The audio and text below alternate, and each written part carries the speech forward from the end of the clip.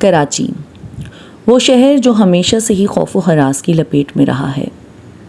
کبھی MQM کی وجہ سے اور کبھی زرداری مافیا کی وجہ سے، اور اب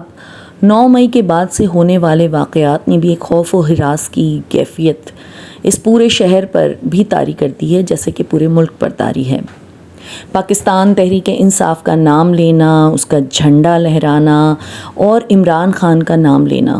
تو جرم ٹھہرا۔ اگر کوئی نام لیتا ہوا بھی نظر آتا ہے تو پکڑ لیا جاتا ہے۔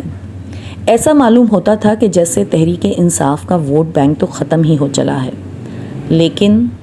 ایک عجب کھیل کھیلا، اور وہ تھا بلون ایکٹیویٹی کا کھیل۔ جناب، پورے شہر میں جگہ جگہ خواتین نے اس ڈر کی چادر کو اتار پھینکا اور اپنی چھتوں سے، اپنے فلیٹس کی چھتوں سے، میدانوں میں، گلیوں میں، ہر جگہ سبز اور سرخ غبارے ہوا میں بلند کیے۔ یہ activity Pakistan Tehreek Insaf women wing کی صدر کنول شوزیب کی ایما پر ہوئی، اور کراچی میں یہ ایکٹیویٹی خواتین نے پاکستان تحریک انصاف وومن ونگ کی صدر فضا ذیشان اور جنرل سیکرٹری حسنہ ندیم بٹ کی قیادت میں کی،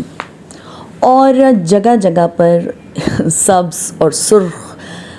اڑتے ہوئے غبارے اس بات کی نشاندہی کر رہے تھے کہ عمران خان اب بھی لوگوں کے دلوں میں بستا ہے، اور لوگ خاموش ضرور ہیں لیکن ان کے دلوں میں عمران خان ہے، اور وہ یہ چاہتے ہیں کہ الیکشنز ہوں اور ووٹ عمران خان کو دیں۔ اس موقع پر مرد تو ظاہر ہے آگے آگے تھے اور بہت ساری گرفتاریاں بھی ہوئیں، لیکن خواتین کا جذبہ بھی دیتی تھا کہ وہ اتنی مشکلات کے باوجود کھڑی تھیں، جبکہ جگہ جگہ موبائلز تھیں، اور یہ بھی تھا کہ جو غبارہ اڑائے گا اس کو پکڑ لیا جائے گا۔ بس اب دعا یہ ہے کہ